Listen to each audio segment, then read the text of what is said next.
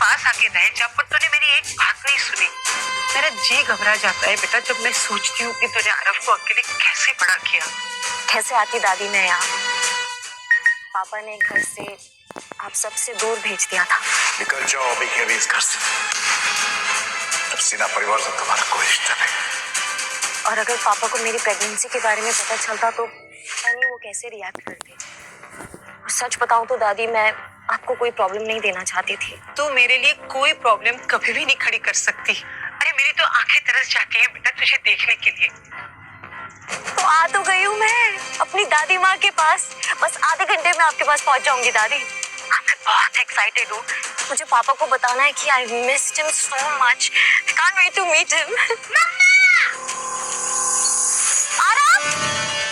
आरव की चीख सुनते ही नव्या उसकी तरफ भागती है, नहीं चला सकता, अभी तक जा सकता हूँ। लेकिन उसे सही सलामत देखकर चैन की सांस लेती है।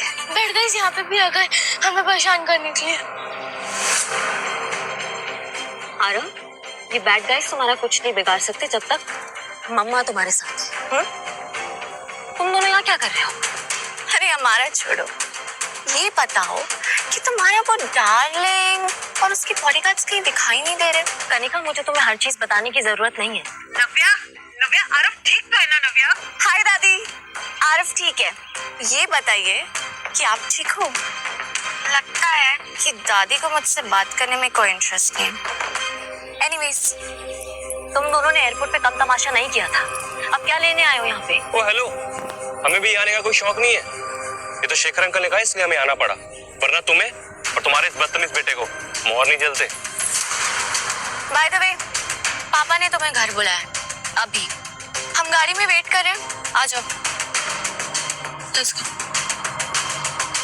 आरव, तुम यहाँ साइड में खड़े रहो और हिलना मत, मैं बैग लेके आ रही हूँ। दादी, सुना आपने? पापा ने मुझे घर पे बुलाया। क्या लगता है आपको मुझे माफ कर देंगे ना? आरव को अपनाएंगे ना वो? दादी क्या मुझे जाना चाहिए ना घर पे?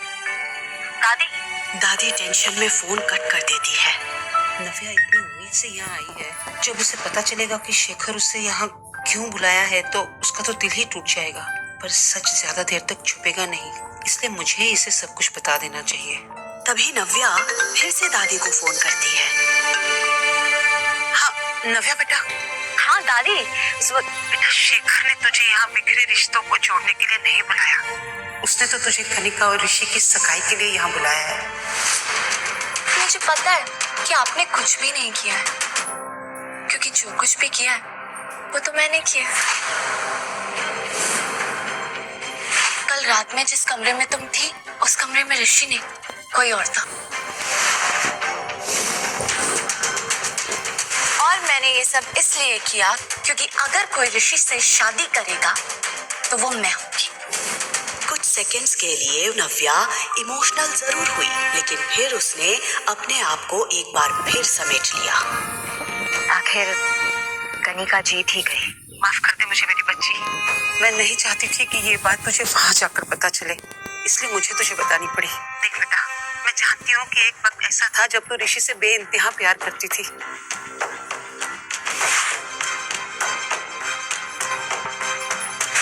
आज जब तू तेरी बहन को ऋषि के साथ देख रही है तो मुझे पता है तुझ पर क्या बीत रही होगी। पर नव्या, मैं फिर भी चाहूंगी कि तू इस एंगेजमेंट को अटेंड करे।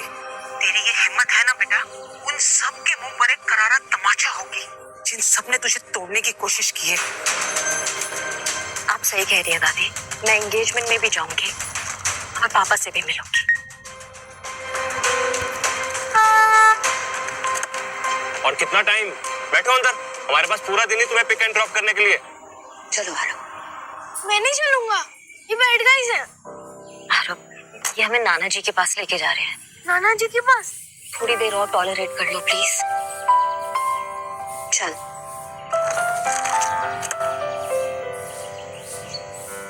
कुछ देर बाद जब गाड़ी सिन्हा पैराडाइज के सामने रुकी तो एक पल के लिए नव्या की सांसें थम गई।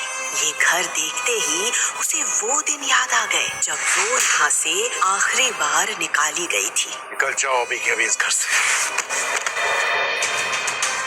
ऋषि और कनिका तो तेजी से उतरकर घर के अंदर चले गए थे, लेकिन इतने सालों बाद अपने ही घर के अंदर जाने के लिए नव्या के पैर कांप रहे थे। वो यहाँ आ तो गई थी, लेकिन उसे समझ नहीं आ रहा था कि वो इस घर के लोगों को फेस कैसे करेगी। तभी आरव नव्या का हाथ पकड़ता है और उसे हिम्मत देता है। आरव का एक्साइटेड चेहरा देखकर नव्या हिम्मत जुटाती है। वो आरव का हाथ पकड़कर धीरे धीरे घर के एंट्रेंस पर पहुंची, लेकिन जैसे ही वो घर के अंदर घुसती है कि तभी उसकी सौतेली माँ अपना झूठा नाटक शुरू कर देती है। अरे नव्या, सबसे पहले तुम मुंह मीठा करो। अरे आज तुम्हारी घर वापसी है, तुम्हारी बहन की सगाई के लिए। अब दो खुशखबरियां हैं तो फिर मुंह मीठा करना तो बनता है ना। मैं जानती हूँ आप मुझे खास पसंद नहीं करती है। मिठाई खिला के नाटक करने की कोई जरूरत नहीं है। ऐसे बात करोगी अपनी माँ के साथ? ये संस्कार दिए मैंने तुम्हें? इतने सालों बाद अपने पापा को देखते ही नव्या को अपना खुशहाल बचपन याद आ गया। पकड़ लिया, चलो।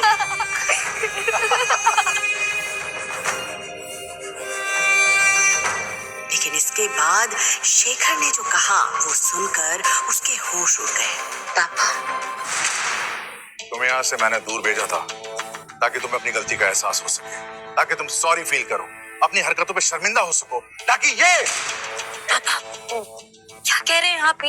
आरव मेरा बेटा है। तो रखो अपने पास। इस नाजायज औलाद को तुम्हारी मेरे पास लाने की हिम्मत कैसे हुई? पापा please stop it. You stop now। तुम्हें क्या लगा था कि तुम इस बच्चे को लेकर यहाँ पर आओगे और मेरा मन इसे देख के पिघल जाएगा? मैं इसे देखकर सब कुछ भूल जाऊंगा वो बेइज्जती जो मेरी तुम्हारे कारण हुई थी। Dad please calm down. चलिए आइए बैठिए। प्लीज जोर से मत बोलिए डैड, आपका बीपी बढ़ जाएगा। बैठिए।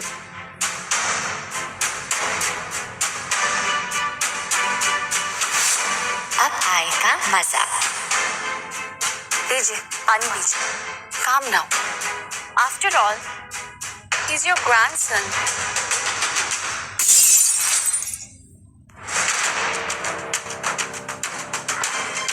मेरा ग्रैंडसन नहीं है और ना ही कभी हो सकता है। तेरा परिवार इस बच्चों को भी एक्सेप्ट नहीं करेगा नव्या। ये बात जिंदगी भर मत भूलना। नव्या समझ गई थी कि इतने सालों में शेखर के मन में उसके लिए नफरत का बीज और भी गहरा हो गया था और बची कुची कसर शिखा और कनिका पूरी कर रहे थे। तो मैं भी यहाँ पे अपने बच्चे को एक्सेप्ट करने की गुहार लेकर नहीं आई हूँ। मैं यहाँ एंगेजमेंट अटेंड करने आई हूँ। वो अटेंड करूंगी और यहाँ से चली जाऊंगी। करो, बिल्कुल करो। इनफैक्ट मैंने तुम्हें बुलाया है एंगेजमेंट के लिए, लेकिन मेरी भी एक शर्त है। इस सगाई में केवल तुम वेलकम हो। ये बच्चा उस इवेंट में नहीं आ सकता और मैं तुम्हारी वजह से और बेइज्जती सहन नहीं कर सकता। तो ठीक है, ये एंगेजमेंट आप सबको ही मुबारक हो। Congratulations Kanika and Rishi.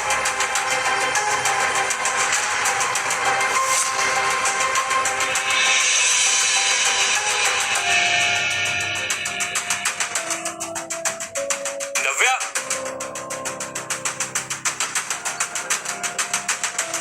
Aarav cab आ गई है, वहां पे वहां जाके बैठो, मम्मा आ रही है। नव्या, अब क्या है? कुछ बच गया है क्या? अंदर जो हुआ, एयरपोर्ट पे जो हुआ, क्या वो कम था क्या जो अभी भी कुछ कहने आ गए हो मेरे पीछे? तुम्हें जरा भी नजर नहीं आ रहा कि अगर तुम्हें फिर से अपनाना चाहता है, बस तुम्हें अपनी जिद छोड़नी है।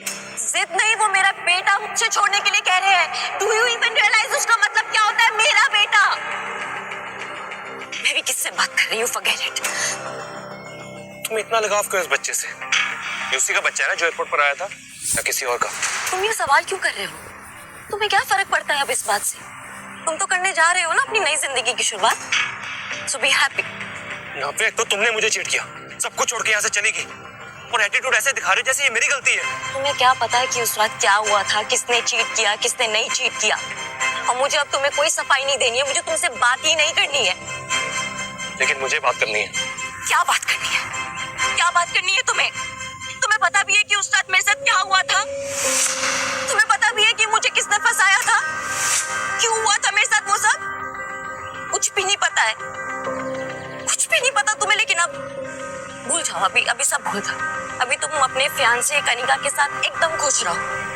To be honest, you both deserve each other. Navya, क्या कहना चाहती हो तुम? बोलो क्या हुआ था उस रात? क्या नव्या बता देगी ऋषि को कनिका का सच? मुझे पता है कि आपने कुछ भी नहीं किया, क्योंकि जो कुछ भी किया वो तो मैंने किया। कल रात में जिस कमरे में तुम थी, उस कमरे में ऋषि नहीं, कोई और था। और मैंने ये सब इसलिए किया क्योंकि अगर कोई ऋषि से शादी करेगा